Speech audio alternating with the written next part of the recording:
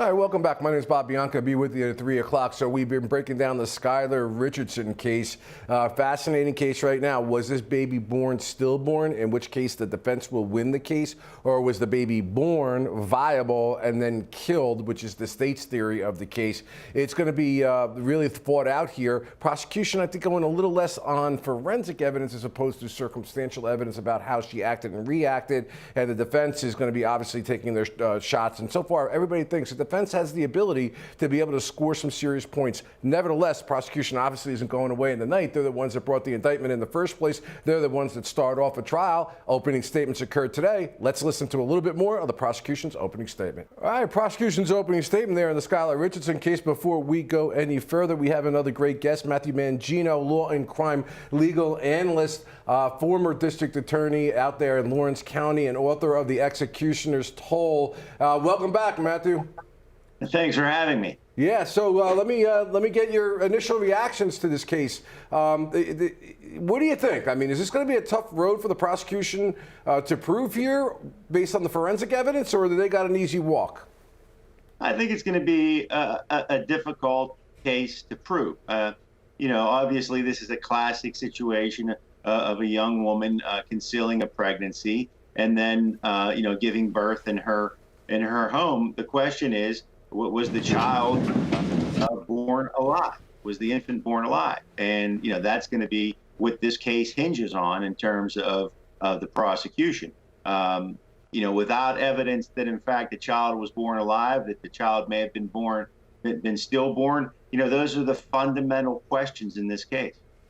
You know, Sanford, let me ask you, does the fact, and like Matthew's saying, and I agree, it's a fundamental question in the case, was the baby born stillborn or was it born viable? Does it come into play at all in your mind based on your extensive experience with jurors that they're sitting there looking at this young girl who is 18 years old and they could be saying to themselves she just did not know how to properly handle the baby being born stillborn? Obviously, but something was missing from that opening, and that was, what was the cause of death? What caused this baby to die if it was born alive? Nothing in this opening addresses that issue.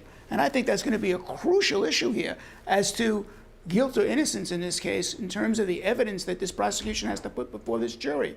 What was the cause of death if the baby was born alive? Yeah, you know, I was saying this, Matthew, in all the years I tried homicide cases, I can't think of one that I can think of where I was actually trying to prove it's actually a murder, folks, and not something else. Usually it was pretty clear it was a murder. Now, the manner in which the murder occurred or how it occurred or who did it may be in dispute. A little unique set of circumstances for the prosecution here to the point that Sanford's making. And you have the other piece here, which is going to be shoved down the prosecutor's throat, that they put out in the press initially that the baby was burned after it was born alive, which they had to retract. Right. Right, okay. and I agree. I mean, the issue is, you know, what is the cause of death? Just like any other homicide case, this is a homicide case, and the prosecution has the burden of proving that, in fact, this infant was born alive and was murdered, and that's where we are right now. You know, and I think it is important, as was pointed out, that wasn't touched on in the opening statement. Yeah, not that we know of. I mean, I personally have not listened to the entire opening statement, not from the clips that we played so far, but that obviously is going to be very important. Let's listen to a little bit more of the prosecution's opening and see maybe it's in there. Okay, the advent of modern science and modern TV, no audio, but the producers will let us know as soon as that audio feed is back up. So it gives me an opportunity to bring in yet my third most awesome guest here today, Gene Rossi, hashtag 4041, legal analyst at the Law and Crime Network, at Al, hashtag Excelsior. He's got it all. Gene, how you doing, bud? Good afternoon, Bob. It's good to see you. Good to see you. Yeah, been a little while. So, Gene, initial thoughts. I mean, we've been talking about this case. What do you think for the prosecution side? What are you hearing that's going to convince 12 jurors beyond a reasonable doubt that this baby was born alive and not stillborn? Well, Bob, I got to plead ignorance. I've been in Skype hell for the last hour, so I haven't heard the testimony.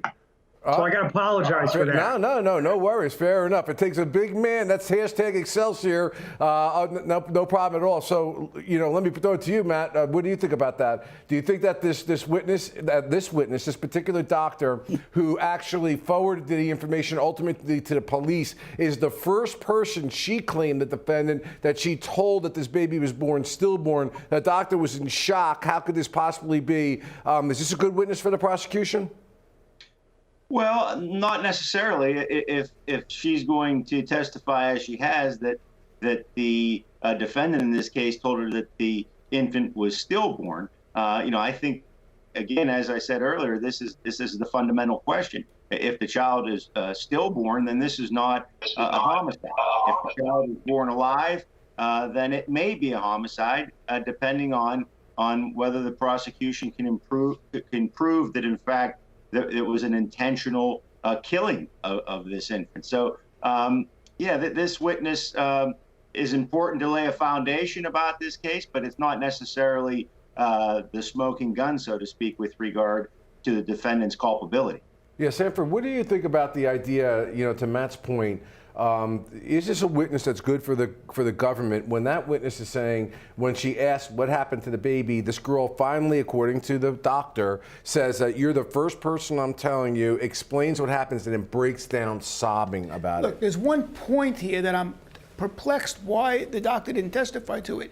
Did she tell the doctor the baby was born stillborn? The doctor said in her testimony that we just heard, the baby was born and I buried it. Nothing about being stillborn. Now, did the doctor just leave that out for some reason in terms of trying to help the prosecution?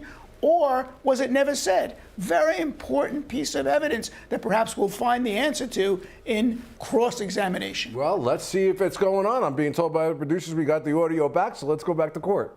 Okay, Gene Rossi, since that was a quick break, I want to go to you first. You had an opportunity to listen to the cross-examination by the defense attorney. I'm not going to lie to you, Gene. I'm impressed by this guy, okay? He had demonstrable exhibits with him up there, and he basically had the prosecution put in a spot where they had to say, well, maybe the exact metrics that are put in your chart that are supposed to be done for accuracy and safety for this child in the highest area of medical malpractice that you can get, you're telling me that he may have used his hand, the other doctor, as opposed to using a measurement? And now they're trying to actually argue against the information in the medical records. I thought the defense did a great job on that point with Cross, because he brought out, it increases the possibility, the measurements that were in that file, of being stillborn.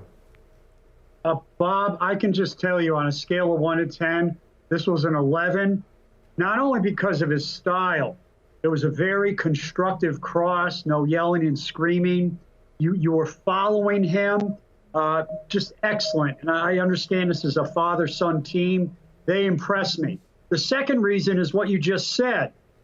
When you get their own expert, their own doctor, to say there's a high risk of stillbirth, that sentence alone to come out of the mouth of a government witness is money. That is reasonable doubt. And he got the government's own witness to say there could be a high risk of stillborn. That is phenomenally helpful to the defense. Yeah, Matthew, I just want to go to a point of common sense. I'm just asking, this is how I'd be arguing it if I were a defense lawyer, if I even needed to. Everyone knows, especially when it comes down to babies and OBGYN, these guys don't play with regard to measurements and things that they're documenting in a file, because it can really be the end of a career, and moreover, more importantly, the end of a baby's life or a mother's life. So I think this jury walks around and says, this prosecution redirect that the measurements may not be accurate in the file is plooey. Well, the one thing that I want to point out, Bob, is, it's never a good thing when the prosecution essentially cross-examines their own witness on redirect. And that's exactly what happened here. And he made, and good points were made during cross-examination, which the prosecution had to lead their witness through to try to address some of those issues. And this certainly wasn't a good witness for the prosecution in this case. Wow, yeah, interesting. We got to leave it there on this particular issue, guys, because we got a lot more Law and Crime Network here, but we got to do a little business. And when we do, the next question, I promise, goes to Sanford for sure. Stick with us. We'll be right back.